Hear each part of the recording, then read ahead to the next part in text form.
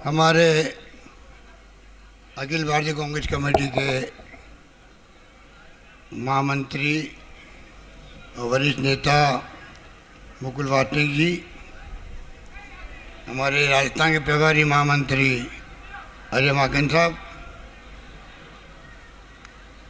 गुजरात के प्रभारी रघु शर्मा जी, हमारे प्रदेश कांग्रेस कमेटी के अध्यक्ष गोविंद होतासा जी, पीसीसी के गुजरात के अध्यक्ष जगदीश भाई ठाकुर साहब, सीएपी लीडर गुजरात के सुखराम जी राठवा, सेवा दल के राष्ट्रीय अध्यक्ष लालजी भाई देसाई, वर्किंग कमेटी के मेंबर रघुवीर मीणा जी, हमारे वरिष्ठ साथी और मंत्री महेंद्र जी सिंह मालविया जी, रामलाल जी जाट साहब, बाबर सिंह जी भाटी, अर्जुन जी बामनिया, शंकर यादव जी, सीताराम जी लांबा, राम सिंह जी राव और यहाँ के लोकप्रिय विधायक गणेश गोगरा जी, हमारे वरिष्ठ नेता ताराचंद भगोरा जी, दयाराम जी परमार साहब, विधायक श्रीमती प्रीति सक्तावत, नगराज जी मीणा, दिनेश खोडनिया जी जिला अध्यक्ष, वरिष्ठ नेता शंकरलाल जी आहिरी,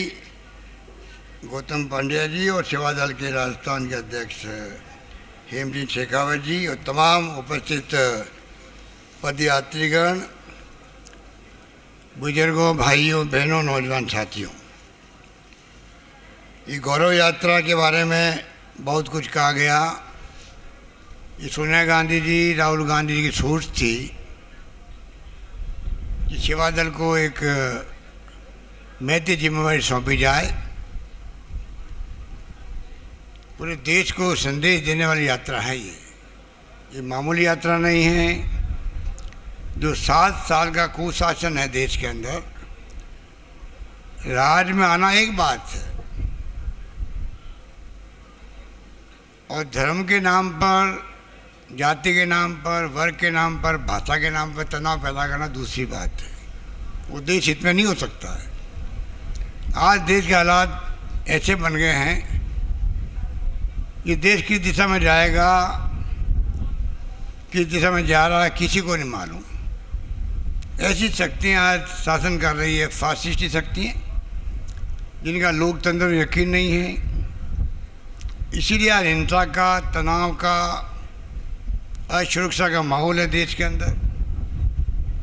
और ऊपर से इनकम टैक्स, ईडी और सीबीआई, जुडिशरी, सब पे बहुत दबाव है। आप सोचिए, 70 साल से अधिक हो गया देश को आज़ाद हुए। एक तरफ तो हम उसको मना रहे हैं, अमृत महोत्सव को, जहाँ आज़ादी के पहले भी अभी मेरे साथियों ने कहा किस प्रकार की कुर्बानी दी, त्याग किए, बलिदान दिए देश के नेताओं ने गांधी जी के सानिध्य में। और उनको याद करते हैं, पंडित नेहरू हो, चाहे सरदार पटेल हो, चाहे मौलाना अब्दुल कलाम आज़ाद हो, डॉक्टर अंबेडकर साहब ने बनाया संविधान। आज़ादी के बाद में भी देश एक रहा है, अखंड रहा है, क्योंकि जो सोच बाबा साहब की थी या उन नेताओं की थी जिन्होंने संविधान निर्माण करने में सहयोग किया। अलग अलग धर्म, अलग अलग भाषाएं, अलग अलग जातियाँ के लोग रहते हैं यहाँ पर, उन सबको एकजुट रखना बहुत बड़ी बात थी। जो निभाया। इंदिरा गांधी जी की जान चली गई प्रधानमंत्री पद पर रहते हुए, पर खालिस्तान नहीं बनने दी। कितने गर्व की बात है कि जान गंवा दी अपनी, और कहा एक दिन पहले ही, शहीद होने के एक दिन पहले ही कहा कि मेरी जान जा सकती है, और ये भी कहा कि जान जाएगी तो मेरे खून का एक कतरा देश के काम आएगा। अब आप कल्पना कीजिए, एक महिला बैठी हुई है, एक महिला होकर के उन्होंने पूरी दुनिया को बता दिया कि हिंदुस्तान में एक महिला शासन कर सकती है, राज कर सकती है। परमाणु विस्फोट कर दिया यहाँ पर पोखरण के अंदर, पाकिस्तान के 2 टुकड़े हो गए, बांग्लादेश का निर्माण कर दिया। पर कभी घमंड नहीं किया इनकी तरह। आज घमंड में सरकार चल रही है, बुलडोजर से सरकार चल रही, बुलडोजर चला रहे हैं गरीबों पर। आप बताइए, कोई अधिकार है? मुख्यमंत्री को, प्रधानमंत्री को अधिकार नहीं होता है बिना कानून के, बिना न्यायालय के आदेश से आप किसी के घर को उजाड़ दो शक के आधार पर, ये अभियुक्त हो गया है, तफ्तीश होती है, जांच होती है, चालान पेश होता है, उसके बाद में फैसले होते हैं। आप देखिए क्या हो रहा है मध्य प्रदेश में, क्या हो रहा है। परसों आंखों में आंसू आ गए देख करके, महिलाएं रो रही थी, हमारा क्या कसूर है, बेटे का नाम आ गया, कहीं जा रहा था वो, निर्दोष है, हमारा घर उजाड़ दिया गया, बच्चे कहाँ रहेंगे। तो ऐसा शासन चल रहा देश में। इसलिए मुकुल वासनिक जी को अनुभव है, पहले जब दांडी मार्च निकला था तब ये संयोजक थे, मैं भी इनके साथ में सहयोगी था।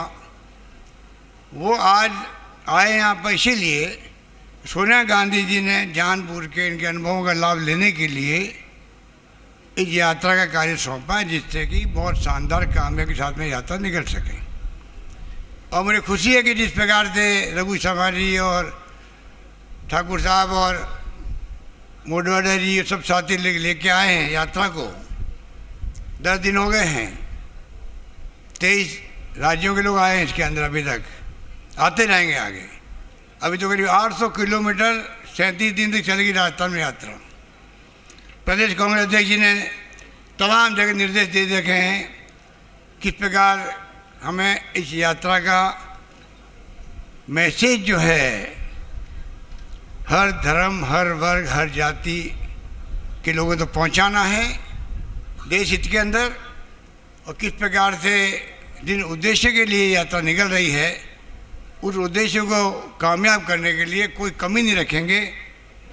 राजस्थान की चाहे सरकार हो, सरकार है हमारी पार्टी की, हमारी जिम्मेदारी है कि आपकी यात्रा का संदेश गांव-गांव, घर-घर तक पहुंचे।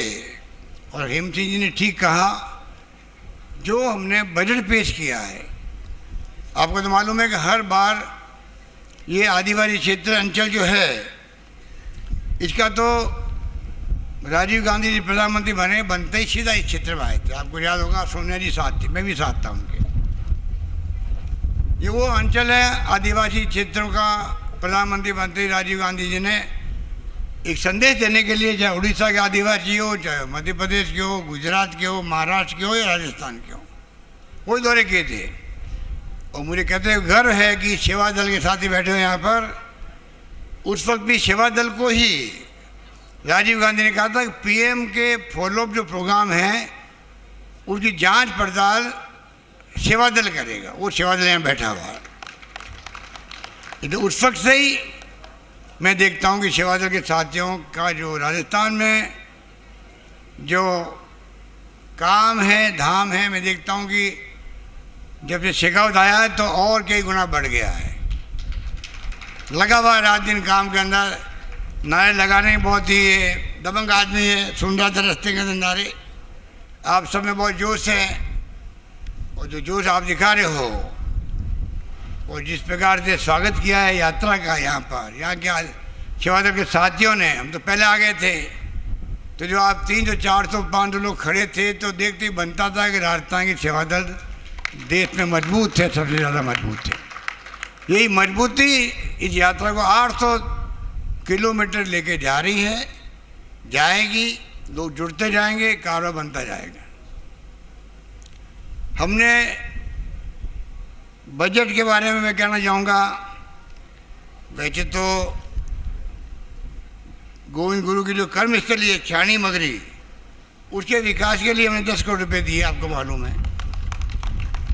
संत माओ जी की स्थली बेणेश्वर धाम के लिए 132 करोड़ रुपए का ब्रिज बन रहा है, बहुत जल्दी काम शुरू होगा उसका।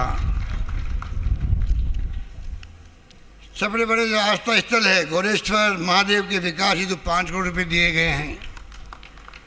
और माई और भिकाबाई नहरें, 8,000 लिखो चाहे 6,000 लिखो। जो मालवीय जी खुद ही मंत्री बन गए विभाग के, ये कोई मुझे पूछेंगे क्या देते वक्त आपको? ये तो मेरा एरिया है, ये तो मेरा एरिया है, इसलिए मुझे करने दो भाई। तो जितनी नहरें बनाएंगे,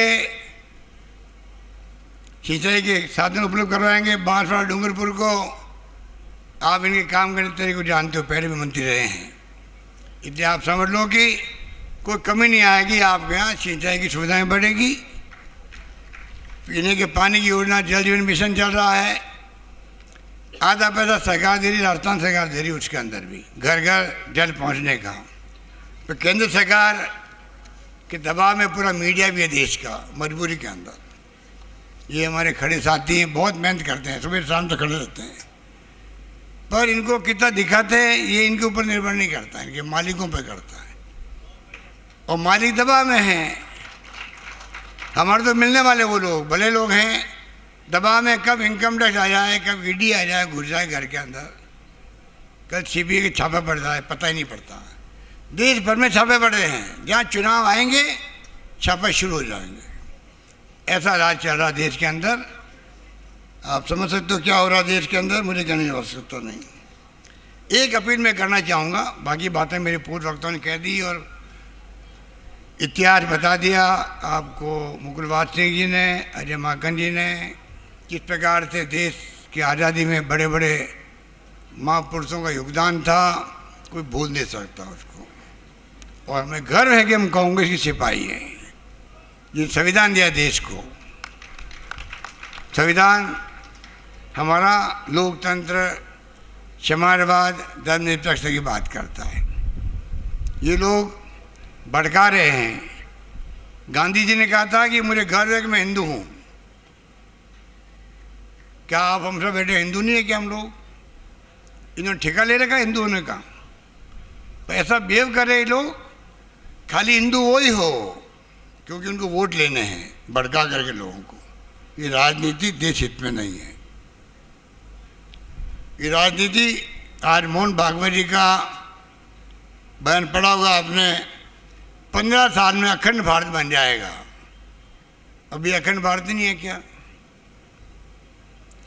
उनको स्पष्ट करना चाहिए कि आपका अखंड भारत से तात्पर्य क्या है। आज मैं पढ़ रहा था समाचार पत्र में, पाकिस्तान, अफगानिस्तान, पीओके, भूटान, नेपाल, पता नहीं मोहन भागवत जी क्या कहना चाहते, मुझे पता नहीं। तो मैं मोहन भागवत जी को सलाह देना चाहूँगा कि यही सरदार पटेल जिनकी मूर्ति लगाई है आपने, आपके बीजेपी का ना तो सरदार पटेल पर, ना गांधी जी पर, ना अम्बेडकर के साथ कोई रिश्ता था। सरदार पटेल ने तो बैन कर दिया था आरएसएस को जब गांधी जी की हत्या हुई थी। इन्होंने माफ़ी मांगी, लिख के दिया कि हम राजनीति में कभी नहीं आएंगे, हम खाली सांस्कृतिक कार्यक्रम करते जाएंगे। और मैं पूछना चाहता हूँ, ये भारतीय जनता पार्टी सत्ता में आई है, उसमें आपका कितना योगदान है या नहीं है? दो बातें हैं, या तो उनको बड़े बड़े काम, आज भी चुनौती हमारे सामने है, छुआछूत मानवता में कलंक है। आज एक मनुष्य दूसरे मनुष्य के साथ छुआछूत करे, दलित वर्ग के साथ में घोड़ी से उतार दे शादी के अंदर, इससे बड़ा क्या हो सकता है? दुर्भाग्य है कि आप बताइए, मानवता में कलंक नहीं है तो क्या है? इनको चाहिए सोशल वर्क करना, आपको सांस्कृतिक काम करना है तो आप छुआछूत मिटाने का काम करो, आप ऊंच नीच का भेदभाव मिटाओ, सामाजिक सुरक्षा की बात करो, सोशल सिक्योरिटी की बात क्यों नहीं करते लोग? ये काम करो, या खुल के राजनीति में आओ। आप बीजेपी को मर्ज कर दो आरएसएस के अंदर और जम के राजनीति करो हमारे साथ में। आपकी विचारधारा आपकी है, हमारी विचारधारा हमारी है, मुकाबला करो देश के अंदर। आप छुप के वार क्यों कर रहे हो? हम सांस्कृतिक सामाजिक कार्यकर्ता हैं और पूरी राजनीति कर रहे हो आप लोग। और मैं मोहन भागवत जी कहना चाहूँगा, अभी जो हालात बनते जा रहे हैं, सत्ता में आने के बाद में जो पहले आप चाल चरित्र चेहरे की बात करते थे, वो टाइम गया अब आपके। चाहे आरएसएस के आदमी हो, चाहे बीजेपी का आदमी हो, इस देश में सबसे ज़्यादा करप्शन करने वाले कोई लोग हैं, यही लोग भरे पड़े हैं देश के अंदर। कोई सोच नहीं सकता इतना करप्शन हो रहा है। करप्शन कई गुना बढ़ गया है, लोग समझ नहीं पा रहे हैं।